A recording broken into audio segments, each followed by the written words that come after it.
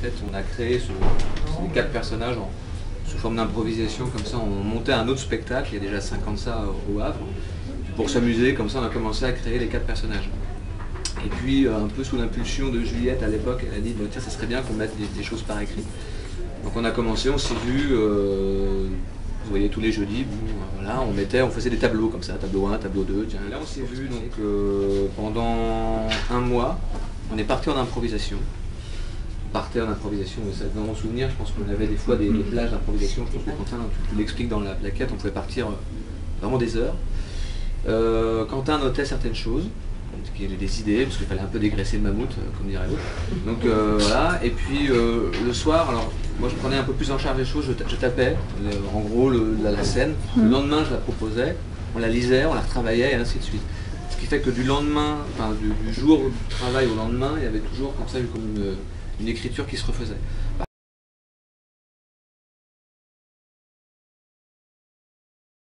Oui.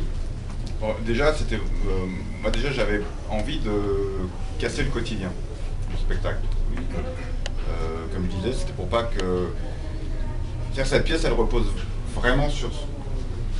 M. Martinez, c'est vraiment sur les personnages, je trouve, sur ce qu'ils en font, et j'avais pas envie d'appuyer encore plus cette quotidienneté et ce vide. Je pense que ça aurait été terrible, à mon avis, enfin, encore pire que ce que ça peut être. Donc déjà, je voulais une espèce de petit décalage rigolo, un peu comme s'ils s'amusaient avec des accessoires qui prennent comme des jouets. Et puis à la fois, finalement, le 2D rajoute peut-être, au final, je pense, une dimension peut-être encore plus terrible. Parce que même leur existence, ils n'ont rien à se raccrocher. En fait, tout est plat, rien n'existe réellement.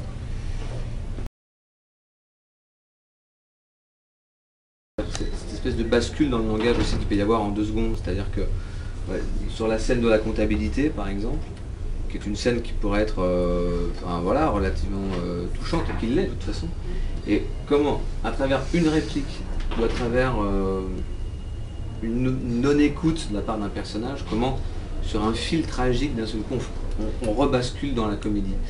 Quand Viviane d'un seul coup coupe la parole de M. Martinez, alors qu'il est en train de raconter, de faire un aveu considérable, parce que personne n'est au courant de cet aveu-là, d'un seul coup, voilà, il y a cet aveu, et elle, en 2 secondes, d'un seul coup, ça y est, c'est reparti dans une comédie, puis on revient, puis on repart. Ce qui fait que cette espèce de bascule qui peut être extrêmement rapide, et notamment sur un personnage comme Pichon, on sent que de toute façon, il n'est pas agent de sécurité par hasard non plus. Il est borderline, je veux dire, après, vous n'avez pas tout saisi sur le monologue, et quand il raconte qu'en 2 temps 3 mouvements c'est parti, et que voilà, sur 2 temps, c'est pareil, il a toujours un couteau avec lui. Qu'est-ce que ça fout dans sa poche, un mec comme ça? À partir de ce moment-là, c'est vrai qu'on aime bien ce truc-là de la bascule, quoi. Comment ça peut en un seul moment, c'est un peu bête de dire ça, mais de replonger dans la tragédie, de revenir dans la comédie, de repartir dans la tragédie, quoi. Et finalement, on oscille assez sur un spectacle, sur celui-ci, l'impression qu'on oscille vachement entre les deux termes. Moi, je vous ai vu au Festival d'Avignon, au Théâtre des Béliers cet été. Voilà, je voulais vous dire bravo pour votre travail. Et j'ai vu que c'était Cadois 1. Et du coup, est-ce qu'il y a un Cadois 2, un Cadois 3 et qu'est-ce qui se passera? Enfin, est-ce que vous avez déjà des pistes de travail?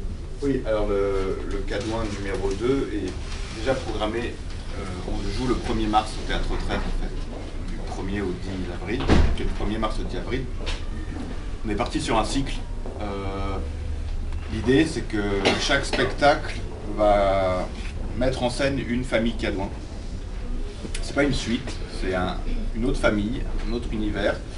On reste dans cette même ambiance, un peu plombée. Dans les mêmes systèmes de décors. Du 1er au 14 juillet, l'action se passe toujours de la même façon.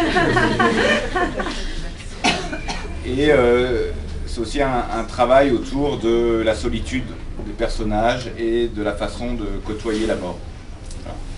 Ce ne seront pas les mêmes personnages. Mais on n'a pas du tout les mêmes personnages. C'est une autre famille. Là, le spectacle s'appellera Brita Baumann, et Cadouin numéro 2. Et ça raconte, c'est une famille qui fait du bal populaire, qui reçoit une correspondante allemande qui s'appelle Britta Baumann, qui se passe en Bretagne. Elle vient dans leur famille, je ne sais pas trop pourquoi, elle est très désemparée et très triste d'être là, elle ne décroche pas un mot. Et